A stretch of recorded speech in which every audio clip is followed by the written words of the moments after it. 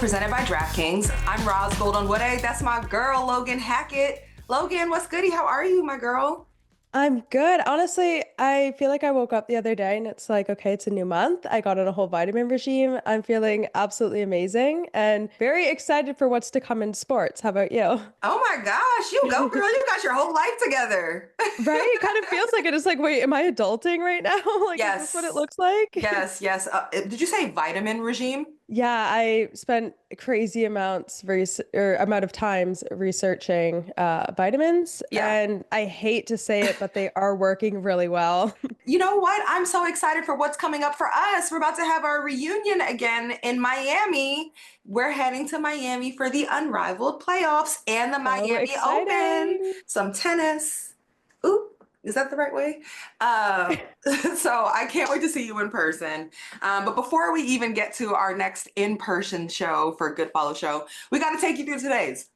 Today, we got a big one. We got an exclusive sit-down interview with two-time WNBA champion Jordin Canada joins us. Not only is Jordin a baller, but she completely takes us through her process as a singer and a musician and, sneak peek some music with us. We also hear from Kelley O'Hara, who joins the show to preview the NWSL season. Y'all, it is the Unrivaled Playoffs. We will be talking about that. We will be diving into college hoops and March Madness. And also, we'll be talking about Angel Reese's comments on the WNBA's upcoming CBA negotiations. So we have a packed show. But before we get there, I just want to say, Logan, I speak for you when I say this to our viewers. We love y'all. Yes, so We love them, much. right? So much love for y'all. We love you guys. And we promise to be a show that covers women's sports with passion and with enthusiasm. So we thank you for watching, for subscribing. If you haven't subscribed yet, please do it. Follow us on social media, comment, like, all the things. Oh, Let's when do we drop? every single Wednesday at 7 p.m. Eastern time. There you go. All right, let's get to it. Alrighty, we had another crazy weekend in college basketball with the conference tournaments going on. And to be honest, I felt like Elmo in that GIF when he's like engulfed in flames. I kind of love all the chaos. But I want to start with the Big Ten. First of all, we saw Caitlin Clark absolutely jacked. Caitlin, I need your routine, A, but B, is it She's on a scary vitamin hours? Like, regimen. yeah, what is going on? I am jealous. I am shocked. Like, that is something I would long for. We also saw a rematch between USC and UCLA. I mean, I feel like they're meeting all the time, but this was for the Big Ten tournament title, and it was UCLA who quite literally took the crown at this time. It was crazy to see their defense and the adjustments that they made. Shout out to Lauren Betts as well. But USC only made 4 baskets in the final 12 minutes, which is so unexpected. I mean, I feel like this was very much a statement game for them. But with March Madness coming up very quickly, what are each team's expectations heading into it? Yeah, first of all, we're getting heavyweight matchups between UCLA and USC. Some people are hoping that they'll see this matchup a fourth time No. and maybe they'll both get 1 seeds in Tampa, perhaps the Final Four. I would love to see it. Why not? But, I think it was a great response from UCLA getting this win. I think shout out to Lauren Betts. Like, wow. She really sets the tone for them defensively. She had 4 blocks, 4 steals in the game. 3 of those 4 blocks came in the fourth quarter. And there was a really signature defining moment as Juju Watkins is just trying to find a way to score a bucket, goes to the lane, and she's denied by Lauren Betts. And I just think you set the tone in that way. And it's not just defense. Offensively, Lauren was able to be super efficient, 7 for 10 from the field for 17 points. She absolutely was deserving of that most outstanding player. And, good for UCLA, whose defense was just staggering in the second quarter. So UCLA, I mean, they were just absolutely suffocating on defense in that second half and thwarted anything that USC was trying to do. And that brings me to USC. They were up by 13 in the third quarter. And Logan, you brought it up. They only hit 2 field goals in the last 12 minutes of game time. Like in real life time, like that's like 30 minutes or even more. That's a long time where they can't get something going. And so that's my question for USC. Like when the offense isn't flowing, when Juju's not going, like how do you manufacture some kind of production?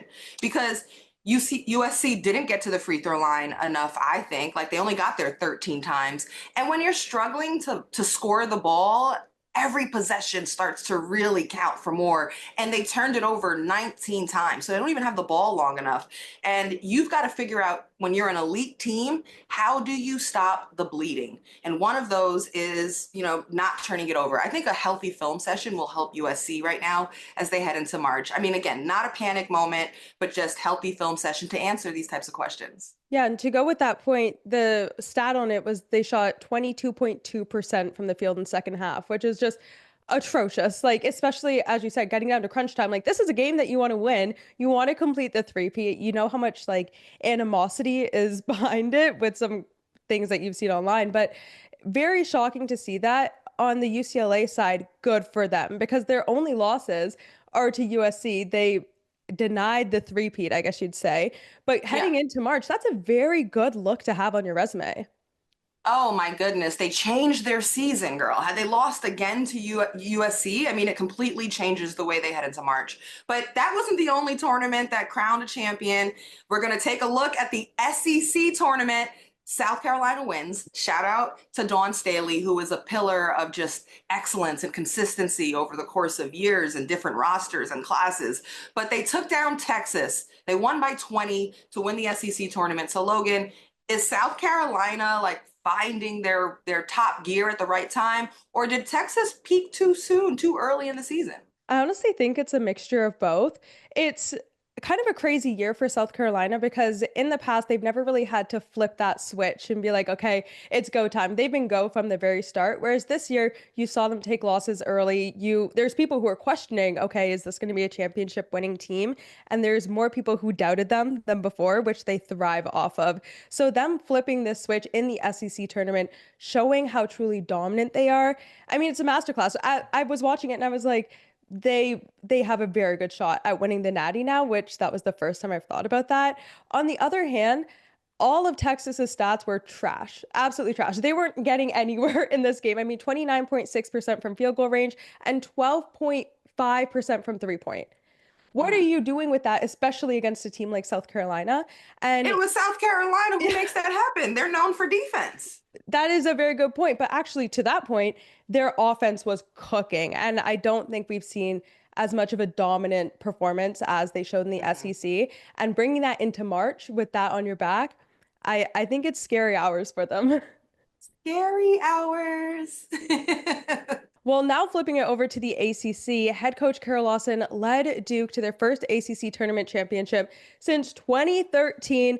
I absolutely love this. If y'all don't know who Kara Lawson is, please go look her up. Please go look up her pregame talks on YouTube. She is absolutely amazing. But on their way to the final, they upset NC State and Notre Dame, which some people would say they didn't expect. To be honest, I was in Orlando. I called up somebody who could bet here because of the Ontario betting laws. I'm not breaking any rules. And I said Duke is going to beat Notre Dame. It just looks like that. They seem very inconsistent to me. It's just, I don't know. I have thoughts on this, but I want to start. Okay, Logan, you called that. I did. Afterwards, I was like, wait, yes, like Duke money line, Duke spread. I love it. But Rosa, I want to start with Duke. How big is this win for them and Kara Lawson? Huge, huge. Kara Lawson, I've had the pleasure of getting to know her. She's excellent. She was excellent as a player, excellent as a broadcaster, and now moving into greatness as a coach. This is a huge pillar for her program. And Duke came in, they were at the bottom, coached them through a pandemic, and in 5 years now has them back at the top of the ACC at winning the tournament. And to your point, Logan, this was a really tough path. They had to go through Notre Dame, they had to go through NC State, and her team is young and hungry and they're defensive. They've got a strong identity, and that defensive identity, like it was more than they just squeaked through and upset them. They held Notre Dame 28 points below their scoring average. They held NC State 15 points below their scoring average. So, I mean, this is a team that heads into the tournament with a lot of momentum, a really good, strong sense of self and their formula to success, and kudos to them. And on the flip side, should we be worried about Notre Dame, or should Notre Dame be worried about Notre Dame heading into the tournament? Look, Notre Dame, they're still those girls, but I am concerned for them because they are limping into March. Their last two losses Coach Neil Ivey has had to talk with the team for an hour post game. This is what's standing out to me. It's not even just the losses. It's the fact that Coach Ivey, there's reports from media that they've had to wait for the team to leave the locker room post game these losses over an hour. That's a lot of talking, you know? And on one hand, I understand that Neil Ivey is trying to just impress urgency on her team so that they don't miss the moment that's right here for them. But on the other hand, I feel like it's March, you know, and this isn't a team that needs to be talked into some kind of miracle. Like they have every single thing they need to be a championship team. And ultimately, I think that the talk and the rally has to come from the Notre Dame players and the team themselves. You can't just be a team that's beating your chest and talking big and all this and that when things are going well. You don't want to be a front runner. Like you are being challenged right now. This is real adversity and you're heading into a one and done scenario. So y'all got to double down on who you are. And I think that's what they got away from, their identity as a team that's defensive, high energy, confident, has defense that creates offense, and they can create high tempo, up tempo, pace, energetic situations where they can really just showcase their toughness. So they've got to dig right now. All I have to say to that is thoughts and prayers, quite literally. But the Unrivaled is also in their crunch time. All the basketball is heating up. We absolutely love to see it. But shout out to Steph Curry, who was just named as the latest investor. Steph Curry, you are unrivaled. Stephen Curry is unrivaled. Every time I see these announcements, I feel like it's like, so-and-so is unrivaled. But this is a big one. This is like a nod at the end of the season where it's like people got to view the unrivaled season, see what it was, and then was like, yeah. And he's like, I need to tap in. I need to exactly. And you know, a shout out to Stephen Curry because he's been investing in the women's game, and this is just continues the path that he's on. Yeah, and with that, the seedings are locked in for playoffs with the Lunar Owls clinching the #1 seed. Then we have Ros at #2, Laces in 3, and then Vinyl secured the 4th seed on Monday night.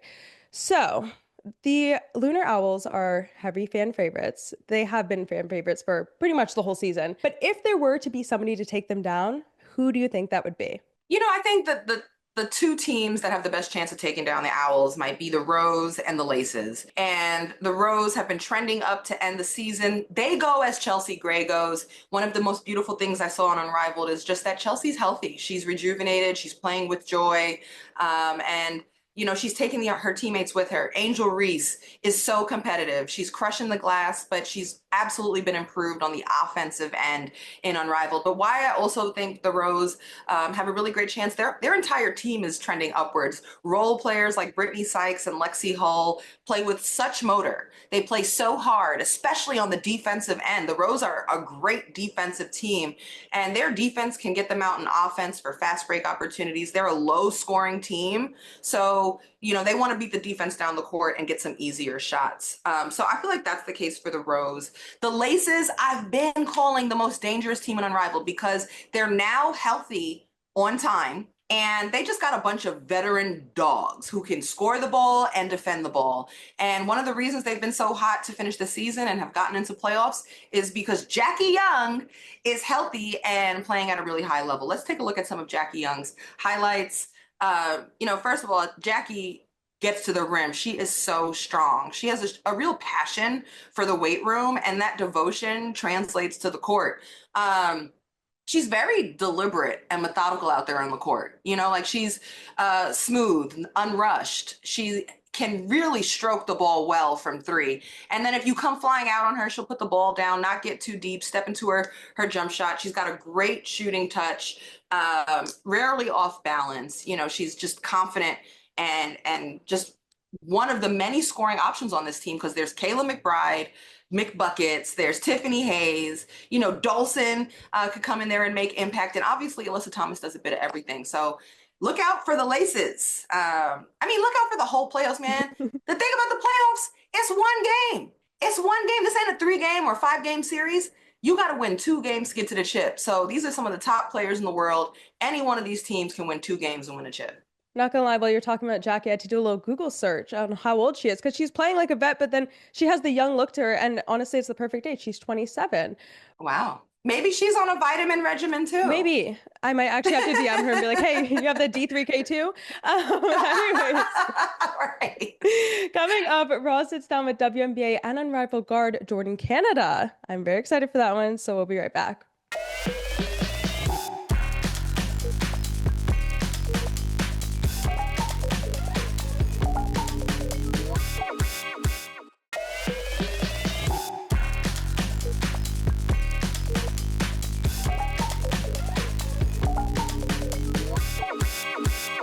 Hey, what's up, Good Follow? We are coming to you from Miami at the Unrivaled campus. As you know, I'm your girl, Ros Logan, and today we have a delightful guest. I'm going to do some accolades because she's a two-time WNBA champion. She will be seen with the Atlanta Dream, and here at Unrivaled, she's part of Team Vinyl. Don't play with her. She will lock you up. This is a two-time all-first-team defensive selection, two-time steals leader in the WNBA. When she was at UCLA, she was the Pac-12 Defensive Player of the Year. You don't play about defense. I don't play about D. I get down. Jordin Canada joins the show. What's up, Jordin? What's up? Thank you for having me. I'm so happy to have you. Thank you. You've been having aura, girl. I have? You've been hooping. Thank you. I'm trying. You've really been finishing Unrivaled strong here. And, you know, we've met before and spoken. Coach Teresa Weatherspoon said she told you, as you go, Team Vinyl will go. Like, how much do you feel like your game has expanded and grown here at Unrivaled?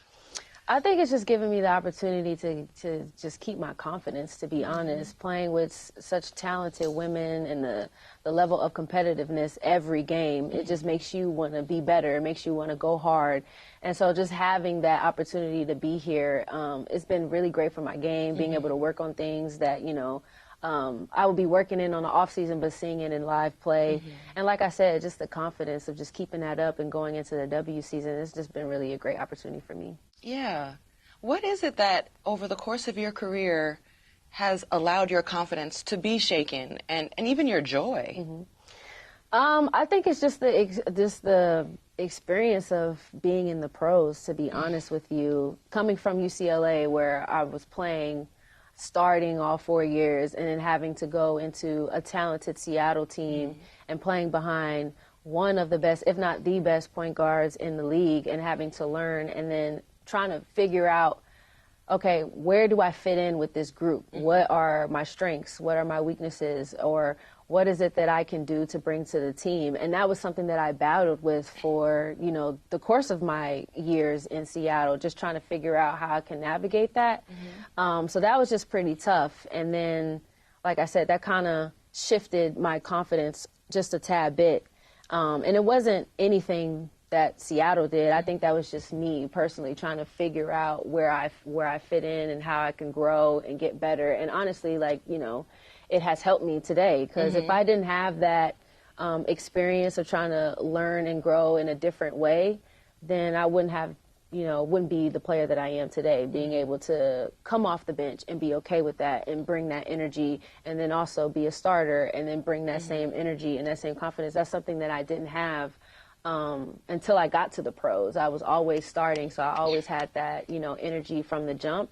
And it's different when you're coming off the bench and you're playing around such talented players and your teammates. You're trying to figure out, okay, well, I might not be a scorer like I was in college, but how else can I affect the game? And that was something that I was learning. So it was just a lot of ups and downs, but I'm grateful for those moments because it's brought me here. And now I feel like I'm in a position where I am now a vet, and I have that experience of what it's like coming off the bench. So I can talk to players like Haley, and then, you know, also setting a tone and setting an example of being a starter. So I'm very grateful for those times. Well, just to piggyback the conversation around Seattle, I mean, you had the opportunity to play behind and learn from Sue Bird. What would you say were the most important things that you still think about to this day that you got from Sue Bird? How to be a pro, to be honest. Like, coming into the gym, she's there early, getting her shots up. Even after practice, she's getting her shots up. She's taking care of her body. She's doing the things that she needed to do to make sure that she's ready for a game.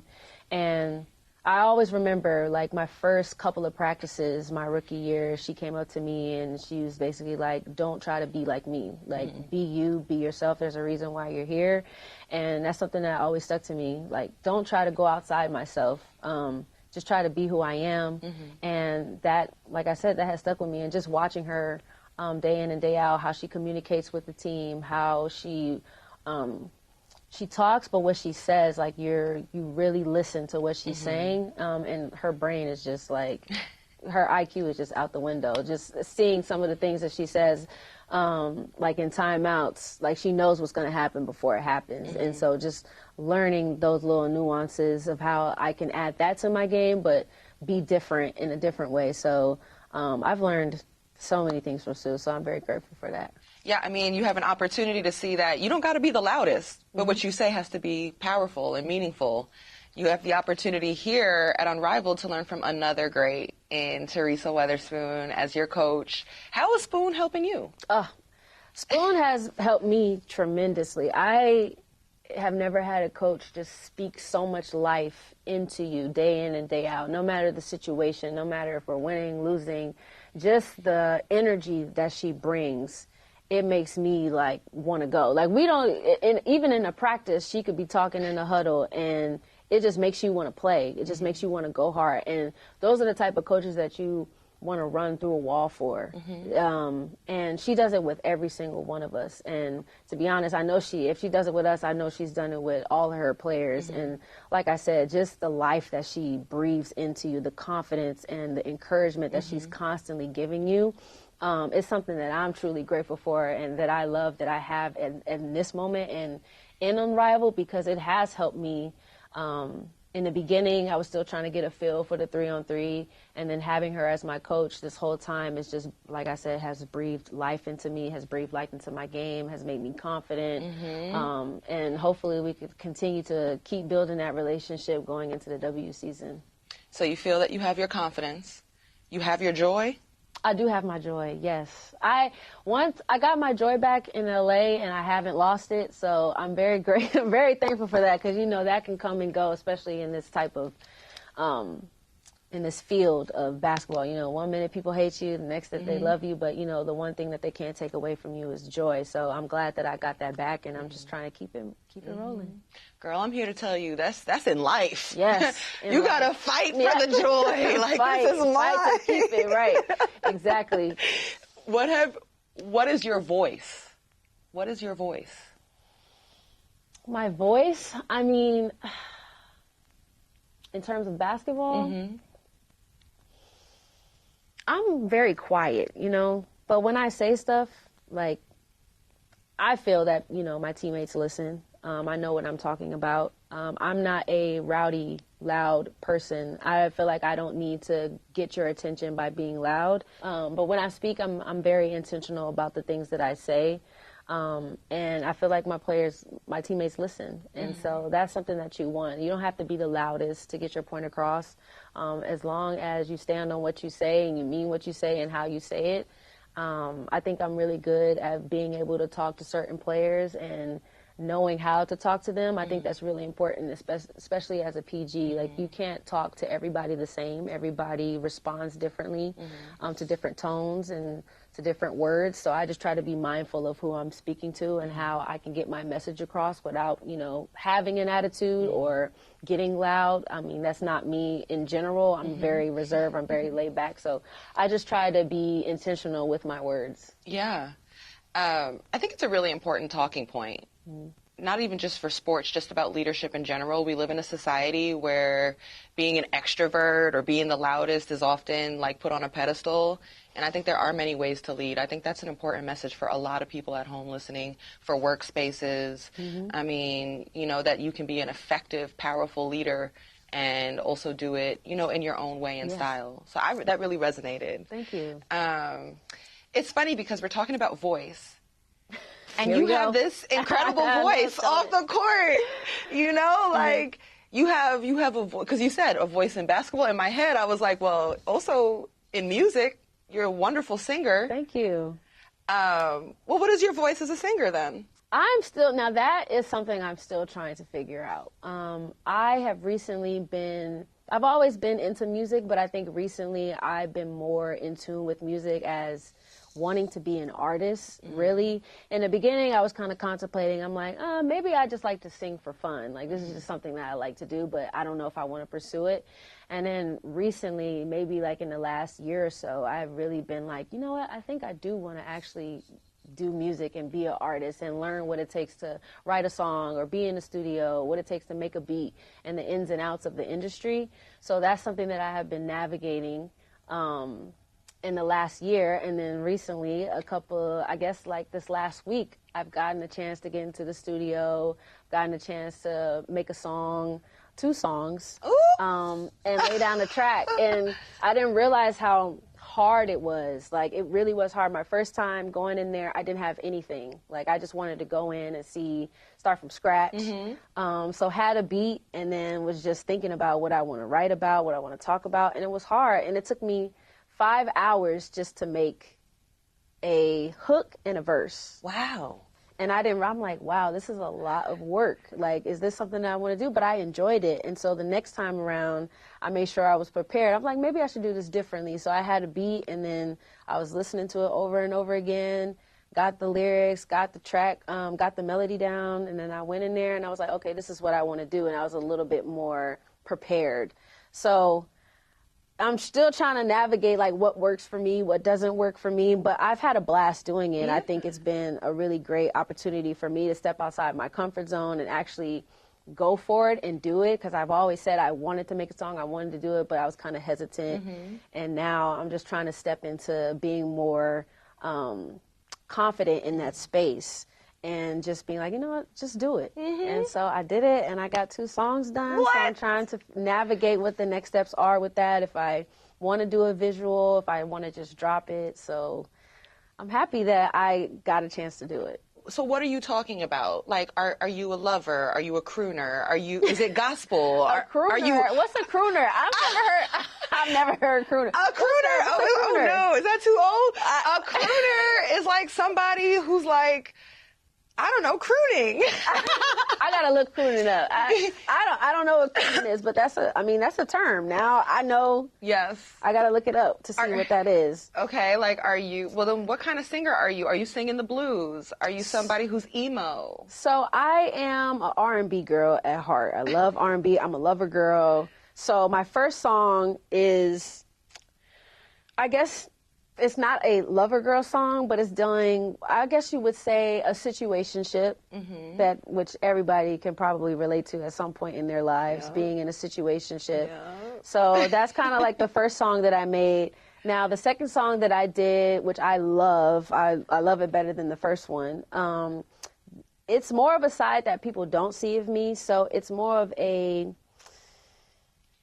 I don't want to say sensual, but it's more of like a flirty type of song. I don't want to say sexy, because it's not giving that, but it's giving that flirty energy. Like you're in a club, you see somebody that you like, and you got, is that tension and that energy that you feel. Absolutely. So that's something that is completely different than my personality. Like I said, I'm very shy, I'm very laid back and reserved, but those are the 2 songs that I've made so far, but I absolutely love this song that I made. So we'll see moving forward what other songs that I'll create, but I definitely like the 2 songs that I've made so far. In some ways, music can push you outside your box. Very true. Yeah. I love, what's crazy, I love toxic music. Not you being a toxic girly. I know, but Jordin, I'm a lover girl. I'm a lover girl, like... in the studio, I say I want to make like love songs, because I'm, like I said, I'm a lover girl.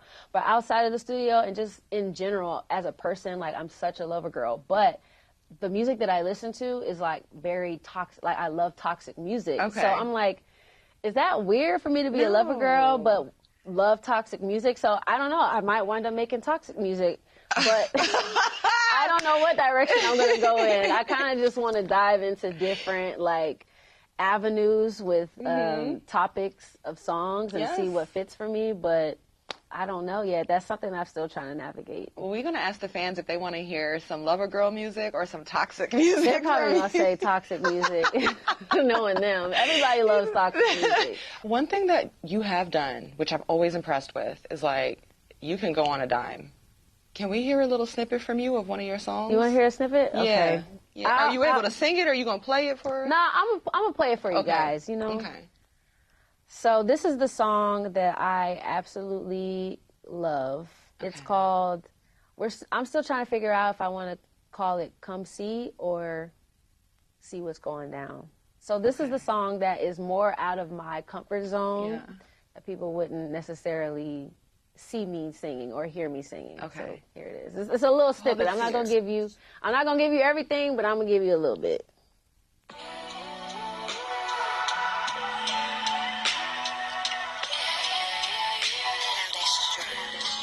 Sorry, I got a little long. Is that you talking? No, that's not me. Okay.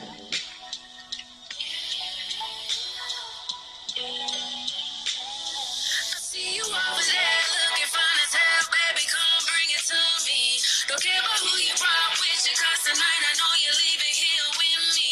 If you think I'll be leaving here lonely, you must know I'm not the type of woman that'll let you go with ease.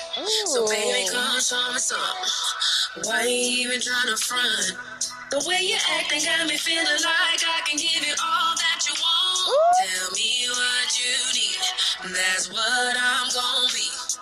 Are you the type to trust a pretty girl, or are you gonna come see? Say, all right. You was talking your mess. You was talking. You was letting them know. That's a little snippet. Yeah, you sound incredible. Thank you. It's weird when I hear myself for the first time on the track. I'm like, I don't sound good. But all the responses that I've gotten so far have been like, yo, this track is fire. I like it. You need to drop it. So I'm glad I'm getting good responses, because that was something that, because I'm not experienced in this space, of course I have my doubts, and I'm like, I don't know if people are going to like this, but I'm glad that I actually did it, and, you know, I got some people to listen to it, and they love it. So hopefully the people that are listening to this and watching this, hopefully you guys like it too. I just want the background story of this picture that went viral. Oh, gosh. This is at the very end of January, right? You know, Brittany Griner just made her announcement. Y'all are on a boat fishing. And she said, I'm coming to Atlanta. And don't worry, the fans at home, we will show you this picture. I'm showing my girl on the phone. Oh, so they will see it. Yes.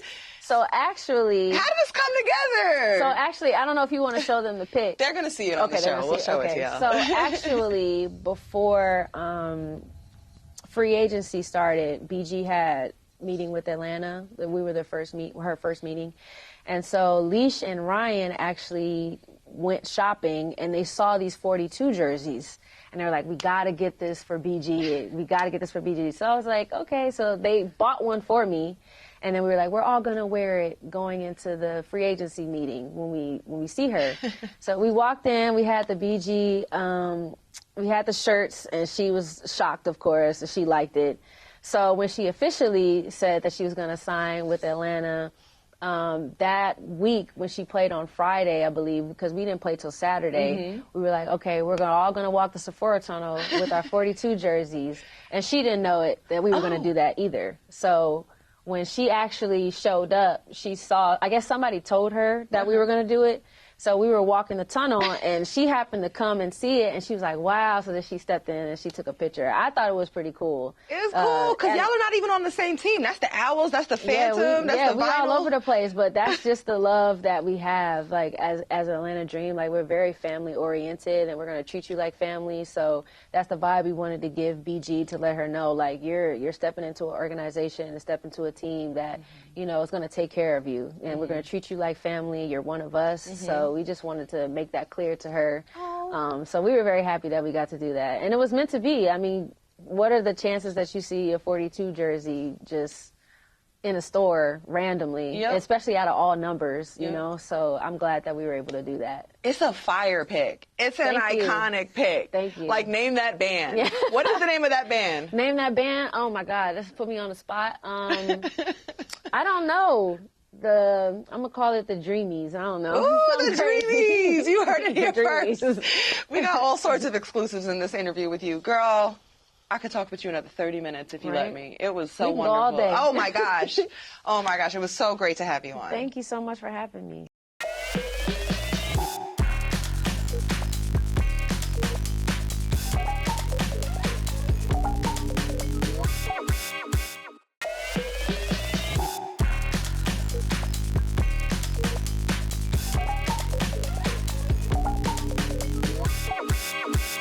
Welcome back to Good Follow. I'm Ros, she's Logan, and we just heard from Jordin Canada. That was such a great sit-down interview with Jordin, who is just so dynamic and so cool to get her to pull a curtain back on her just music career and process. I'm glad she's putting music out. You go, girl.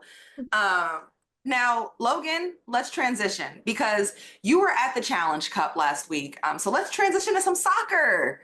The Washington Spirit and Orlando Pride went head to head. And this was a rematch of the 2024 championship game. And this time it was the Spirit who came out on top over the Orlando Pride. And they did this in penalties. These were the top two teams last season. So Logan, you were there. Based on what you saw Friday, will that be the case again? Short answer is yes. Long answer is yes, with some more behind it. Let me explain. I think these teams are the top. The only other team that I see coming in is Kansas City, possibly. I think it'll definitely be a repeat of last season. With that said, towards the end of last season, Washington went down with a whole bunch of injuries. And for the most part, this year they're healthy. They're still missing a few key players here and there. We don't have full health in Trinity yet. Croy is still out. But the play that we saw from them, chef's kiss, absolutely amazing. And I do want to take a moment to also shout out the internationals because that's kind of what got Orlando through their season last year. You had Barbara Banda and Marta leading the way, and they have a new Zambian player. Her name is Priska Chilufa, and I think she's going to be an absolute star. Watching her play was really special. She didn't score or anything, but I was like, oh my God, go Priska! And then on the other side, you had Washington with their player, Rebecca Bernal. And the second she came in, the game completely changed for them and they pretty much secured the win. So other teams do have international pickups, but I don't think they're as strong. And I don't think that they can overcome both Washington and Orlando this year. With that said, I don't think Orlando can go undefeated. Technically, they're not undefeated because they just lost.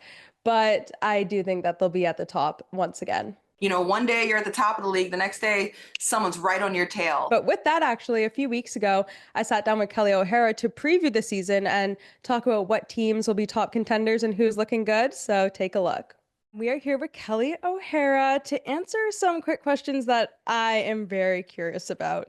So starting off at the NWSL, who do you think is the new front runner this season? I think Gotham is going to be a front runner. I think that Orlando will also be a front runner. Yeah, I think Orlando, I'm not sure how much movement they had, but it didn't seem like a lot whatsoever, especially compared to other teams. And they were insane last year. What was it like to play against them, or just to know that you had a game coming up against them, especially when it kind of was getting down to the wire?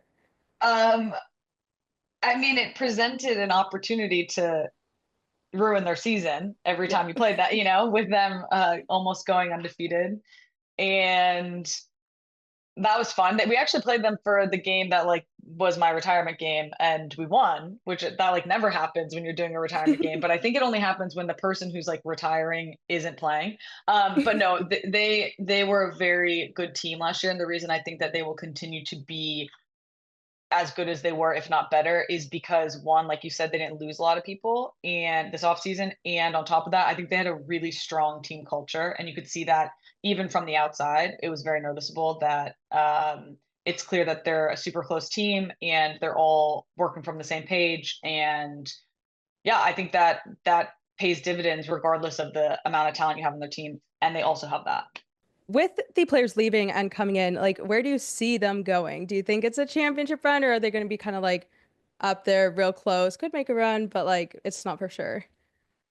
Yeah, I think they're going to be contenders. I think that they're going to be top 4. I would say top 3. Last season, all things considered, it wasn't as we wanted to win again. Like, that's the reality. You know, we wanted to win a Shield and we wanted to win a championship, and that didn't happen. We didn't make it back to the championship. But that's the reality of professional sports. And especially in this league, you got to lay the foundation for a culture and for a certain way of playing and a certain way of stepping onto the field every time. And I think they're doing that at Gotham. I just think it takes time.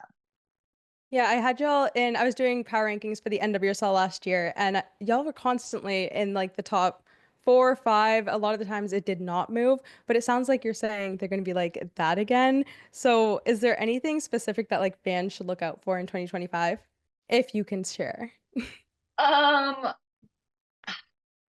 in terms of Gotham, I mean, I would like to see, I think Gotham has the reputation of being a really hard team to play against because we're like, the team was so good and has been so good in the past 2 years defensively.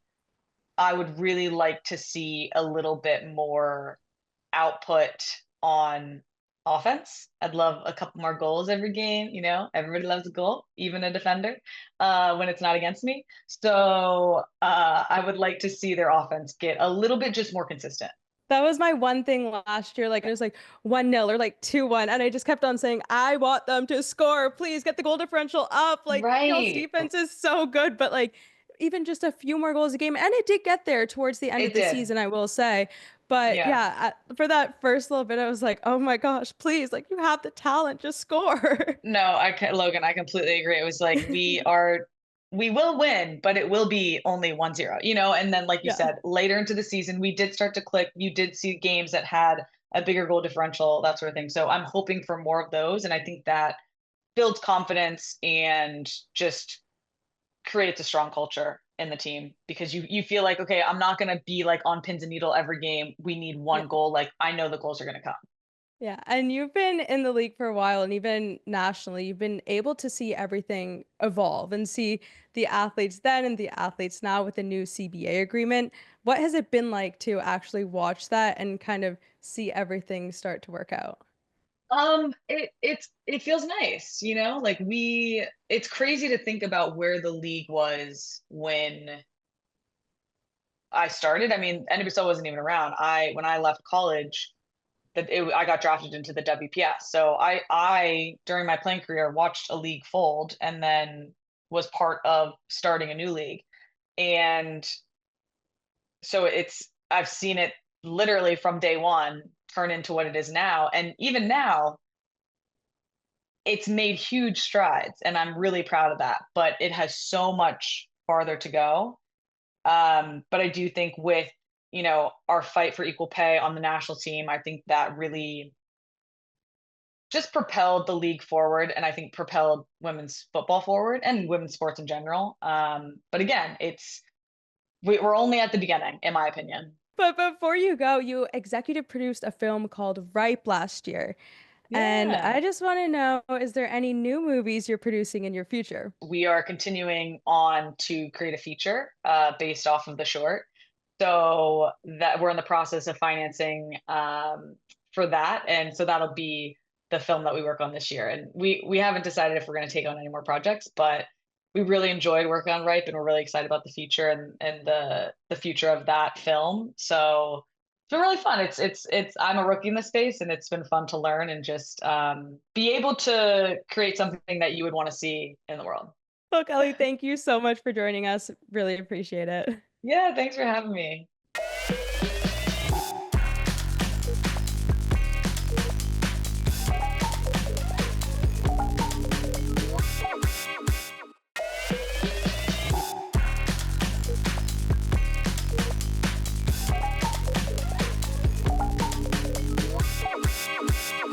Welcome back to Good Follow. Big thank you to soccer legend Kelley O'Hara for joining us and joining Logan for that great NWSL preview. Now let's transition, because this segment is presented by DraftKings. Unrivaled playoffs are beginning on Sunday, and I've got my eyes on that 2 versus 3 seed matchup between the Ros and the Laces. On the Ros, if you're looking for someone to pack the stat sheet, it's Angel Reese, who's leading Unrivaled in rebounding. Naturally, we expected her to crush the glass, but she's improved so much on the offensive end, finishing, getting in deep, and scoring the rock. She's on constant double-double watch. For the Laces, a player who can also fill the stat sheet is Alyssa Thomas. Now, she may not always be your leading scorer, but she's on constant triple-double watch as a player who rebounds, creates for others with assists. She can get you a bucket or a block, and she's definitely the tone setter for the toughness and physicality of the Laces. I have the Ros winning and advancing to the finals, and perhaps we might see them against the overall #1 seed Lunar Owls if they advance over Team Vinyl. Either way, I have a feeling that these Unrivaled playoffs are going to finish with a bang. This segment is presented by DraftKings. DraftKings, the crown is yours. Logan, we love doing that. The crown I love it. It's such like a signature move. But before we go, I want to hit this story, talk about it. I've been seeing it everywhere. A post went viral stating, quote, WNBA star Angel Reese believes WNBA players should be getting paid like NBA players. Big sigh. Once again, that's not what she never said that. And also, look at this tweet. It's from Centel. Look at the E at the end. Centel is a troll meme site, man. But the problem is people are going to go and run with that because it's Angel Reese. Like, they want to see something that's inflammatory, and she never said that. Exactly. And Angel actually made her own, saying, I love how y'all have selective hearing. I said, I'm hearing if they don't give us what we want, we're sitting out. And that's the truth. I never said anything about the NBA. Of course, like, oh, I hate this whole conversation. I hate that we're always having this. But on the Unapologetically Angel podcast, it was her and Dejanay sitting down, and they were discussing the salaries and how the upcoming rookie class might actually make more than them due to the new CBA agreement that might get signed. So, I mean, we could possibly see a protest. I'm not too sure, but what do you think about just the act of WNBA players potentially sitting out to fight for more pay for what they deserve? Well, this is all part of CBA negotiations, and it's right on time. I believe the WNBA players provided a proof of concept last season, and now in Unrivaled again, and with Athletes Unlimited, attention, ratings, attendance, it's all up. And the product is great. There's a new crop of identifiable young stars, new rivalries, storylines that people are following. The players are captivating, and there's an appetite for investment. We're seeing new WNBA teams. We're seeing alternative leagues like Athletes Unlimited, like Unrivaled, who are having banner seasons. There's an influx of cash coming from the new TV rights deal. Brand deals are flowing, and there's just like investors with cash fist in hand, trying to find ways to invest in women's basketball now. So I think when we discuss the conversation in a reasonable, right-minded way, it's important to note that WNBA players are looking to renegotiate the revenue split, and that they aren't asking for NBA salaries, but they are looking to the NBA's model where in their revenue split, it's about 50-50.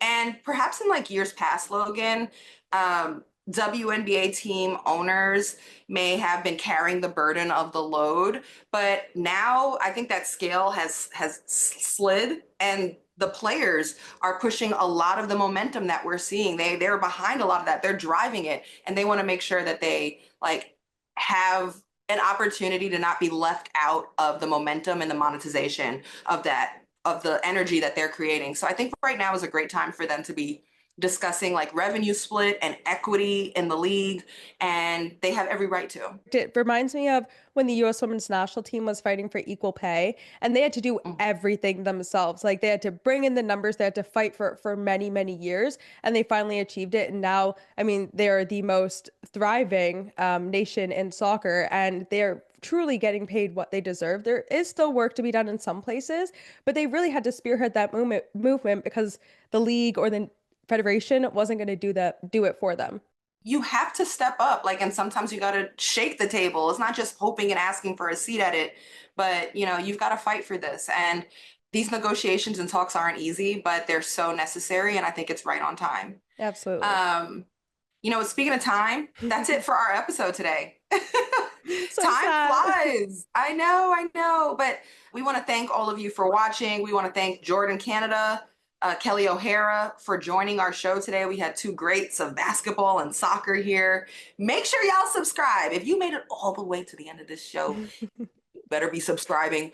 And then also follow us on socials at Good Follow. We appreciate you. We are building this thing together. Good Follow. We're presented by DraftKings. Logan, any final thoughts? Love you.